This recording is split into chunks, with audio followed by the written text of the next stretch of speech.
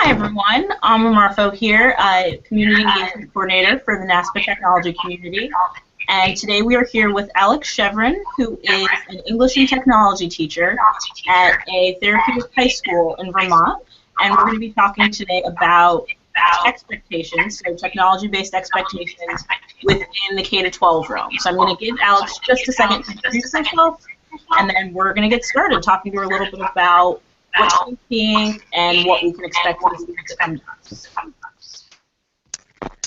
Hi everybody, I'm Alex.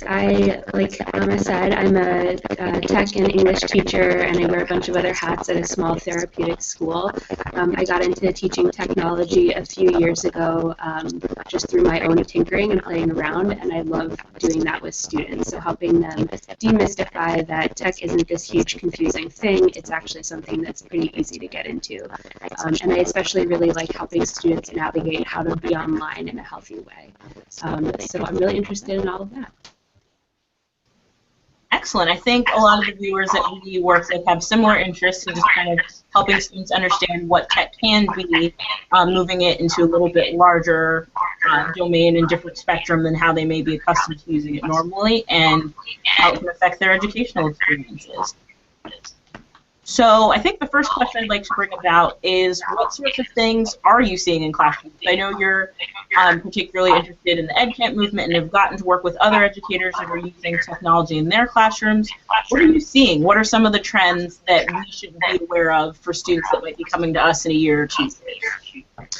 Well, something that I see that's unique is that at my school we get all different school districts around our school location. So I actually get this interesting snapshot of like what a bunch of different districts are doing. And it's interesting because, you know, some have iPads and some have Chromebooks and some have some old netbooks and some have nothing and some have something totally different. So coming into our school, it's really a total hodgepodge of what people are being expected to do at their sending schools versus at our school. You know, we're a nonprofit. We have we have laptops, we have desktops, we don't have a lot of other stuff, so we really look at using free and open resources, and I really like doing that with students because it helps them see, like, you don't have to have a certain ecosystem to be able to get done what you need to do.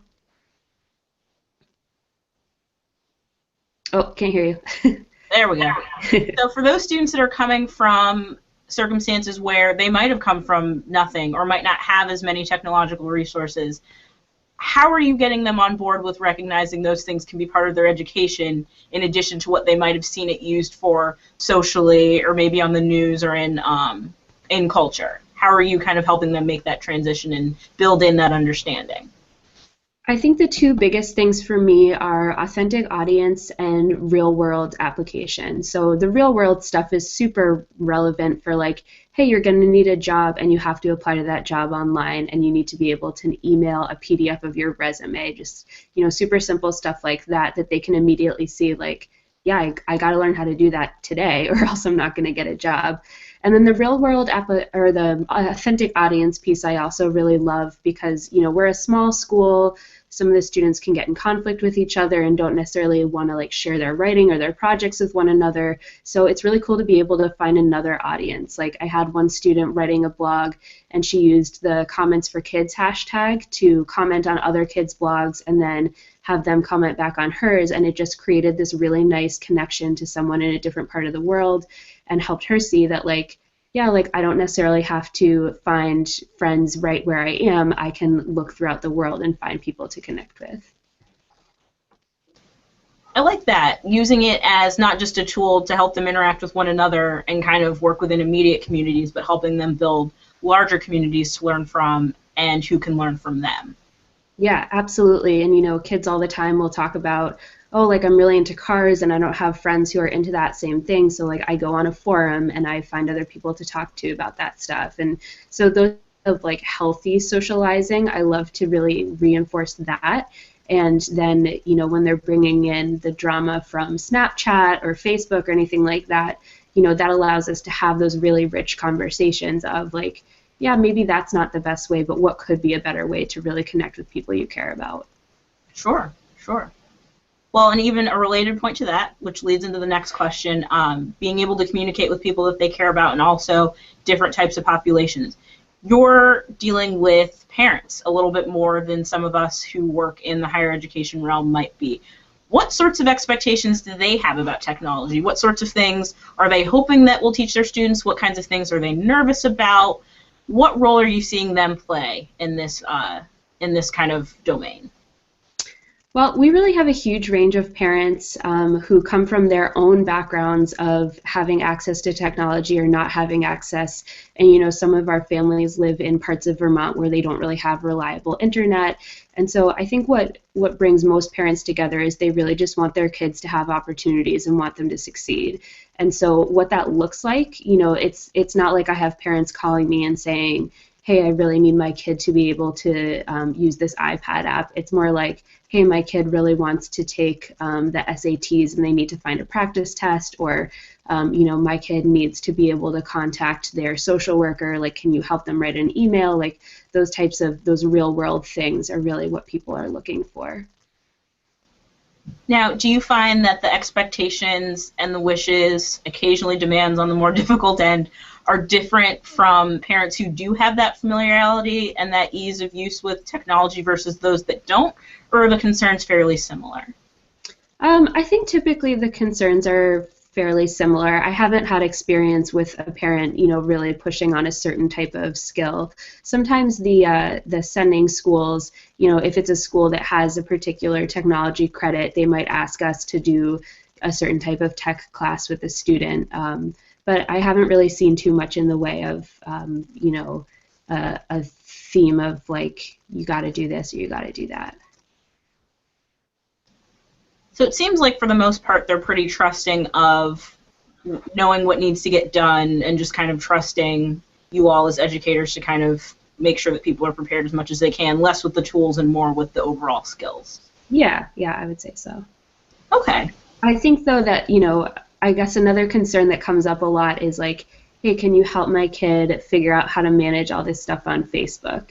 And so, you know, it's interesting because something that really fascinates me is this intersection between social skills and technology use, and how you know, the technology just accelerates the speed of social interactions. And so you know, I find it really fascinating.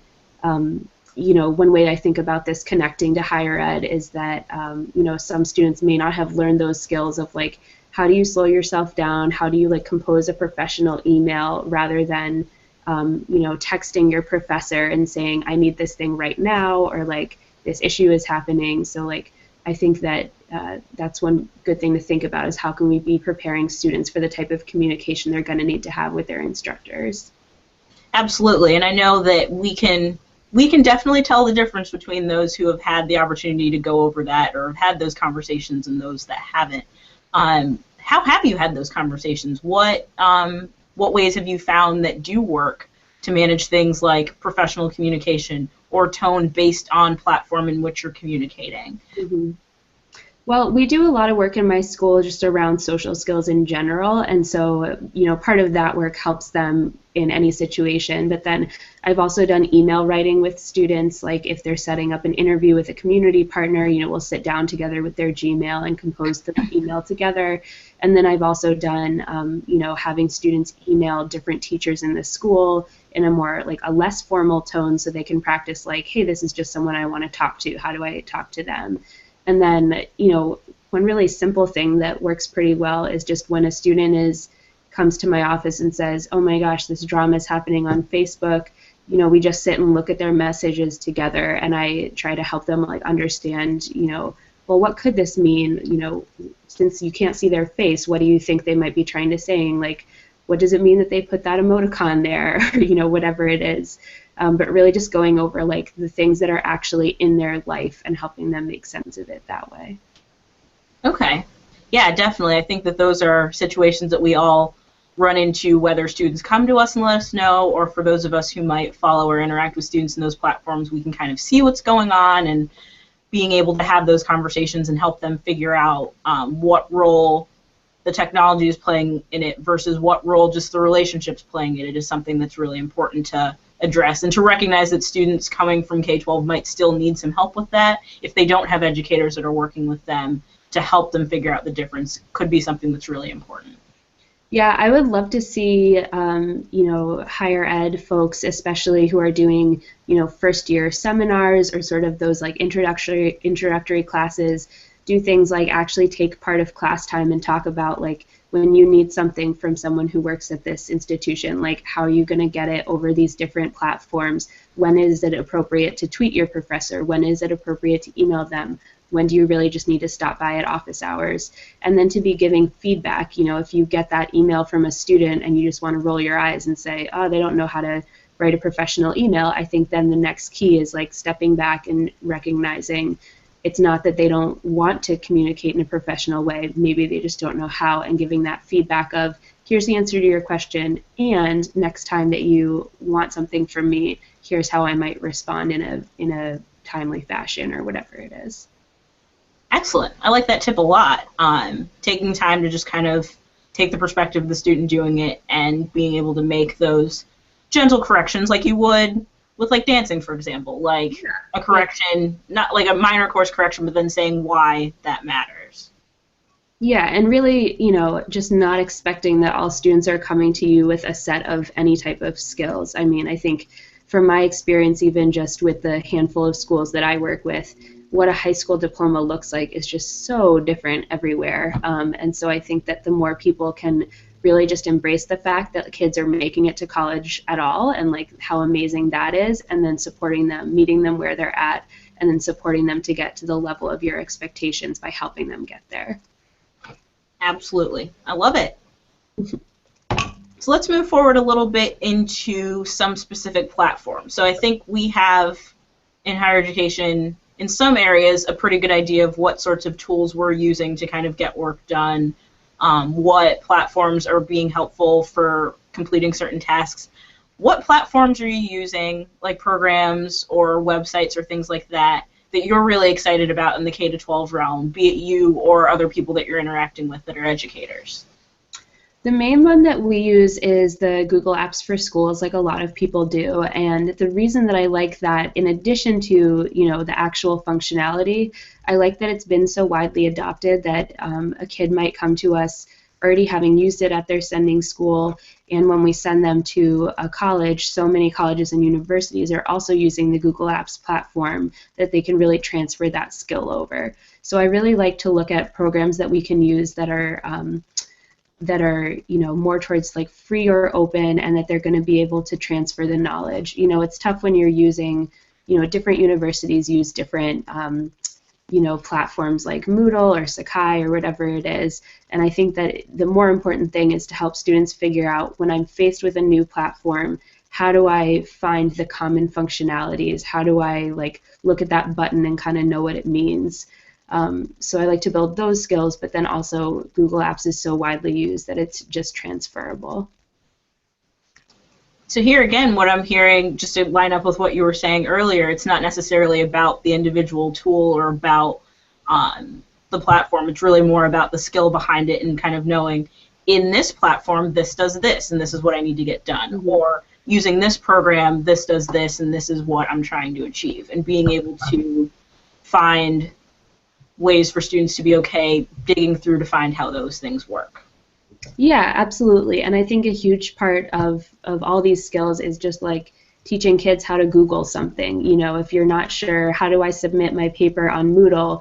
If you Google that phrase, you're going to find how to submit your paper on Moodle. And really just empowering kids that, like, it just reminds me of this whole thing of sometimes higher education can feel like, oh, this is this big institution and I'm just this person, and how do I fit into this dynamic? But really helping students break down that, like, you actually have the tools that you need to figure out how to participate, so here's the tools and let's use them. And I think that could really fit in well, again, with like these first semester seminars that are teaching basic research skills for college, that research skills for college aren't just how do I use EBSCOhost or JSTOR, but also like how do I actually just how do I find out how to find out things. So as you're thinking about how to approach those kinds of issues with students, so realizing there are certain skills that they need to learn and trying to find ways to incorporate them, where are you looking for information? Where does your inspiration come from? Is it coming from websites? Is it coming from online chats? Is it coming from local conferences, unconferences, things like that, where do you get that inspiration and that varied background from? I think that the place you always start is with the kid, with the student, and so, if the student has a particular goal in mind or something they really want to do, that's where I start first, and then try to find them resources for how to get there. So, if a kid really wants to get a job in as a chef, then like, how do I help them access the appropriate tools that are going to get them into culinary school or help them find job applications or whatever. And then for me to find those resources, I absolutely use Twitter a lot to find those resources. The EdTech chat hashtag is a really good one that I like. There's also, EdCamps are a great place for that because you get to build in like those really varied needs. You could post something up on a session board that was, how do I use technology to help my kid who's into culinary arts, and really like have a bunch of people come together and brainstorm about that. And yeah, I think the more that I build my network, the more I can look to specific people who might have an expertise in different areas.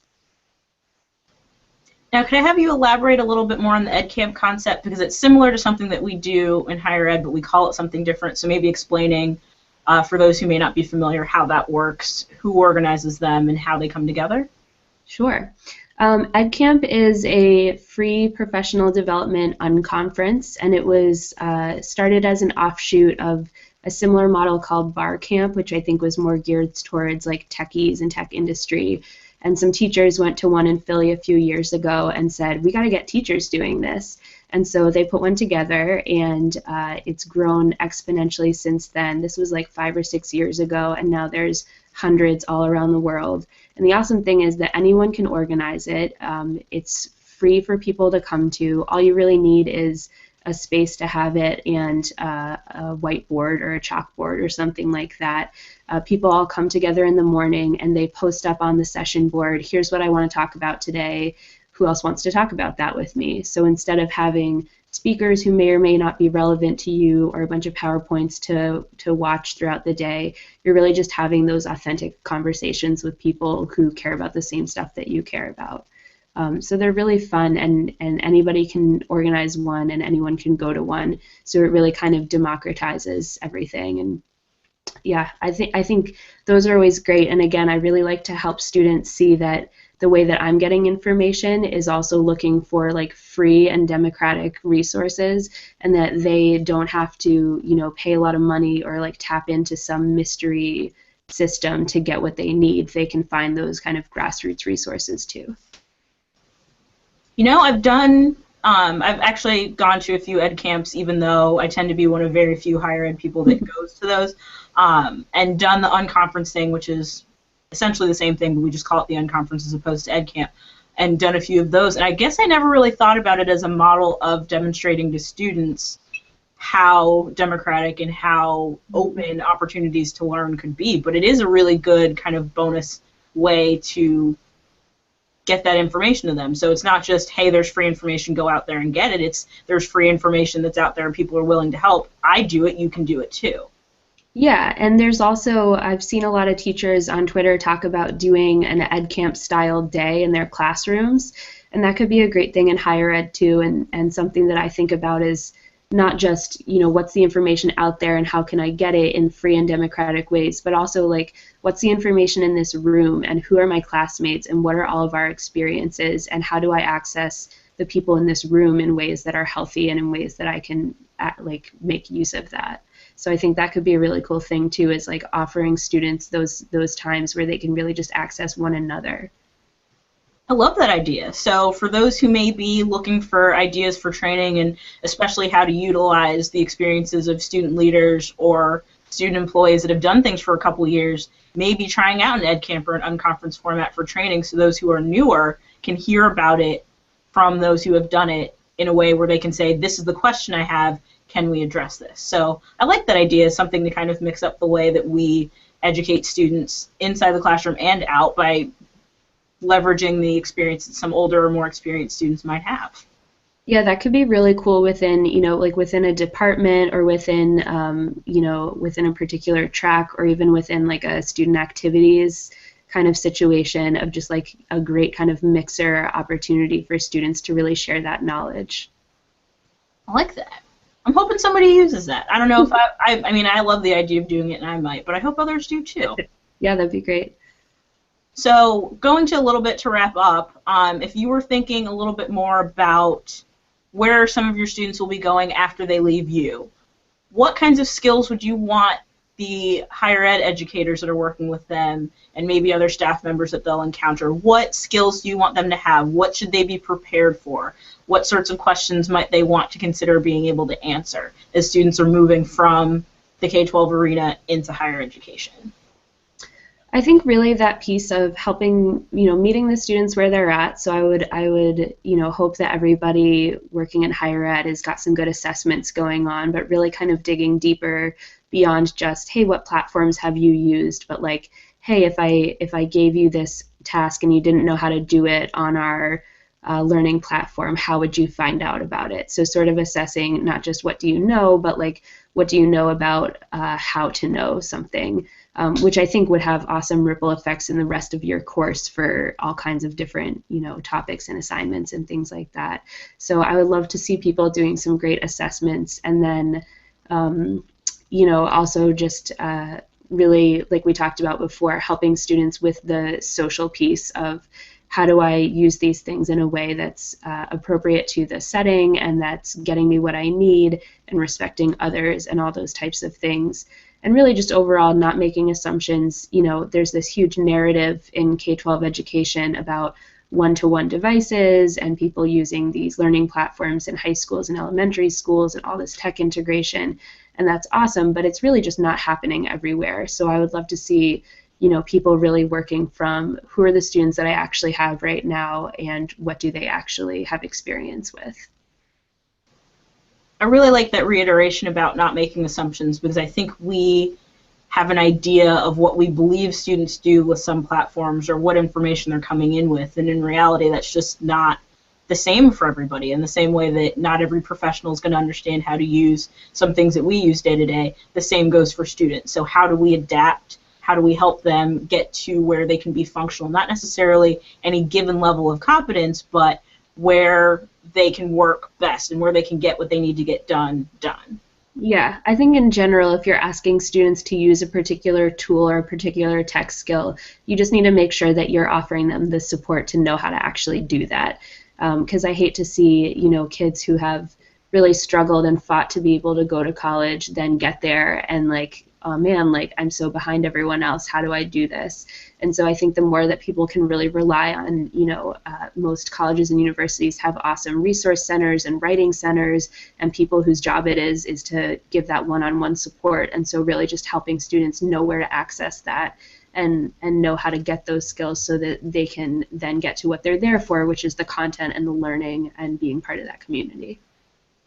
Well, I think there's no better way to really end us here, just to talk about being able to be a good support system for the students that you are shepherding in from K-12 into higher education. That is something that we're all trained to do, regardless of whether technology is involved or not, is just be able to be here, be supportive, and be a good educator for those who are in a position to use it.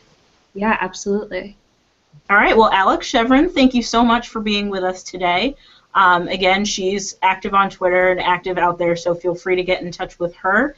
Again, I'm Amma Marfo. I am the Community Engagement Coordinator for the NASPA Tech Knowledge Community. So if you have any questions for us, want any resources, have suggestions for future people that we should be talking to, let us know. Thanks so much. Have a great day. Thank you again, Alex. Thank you.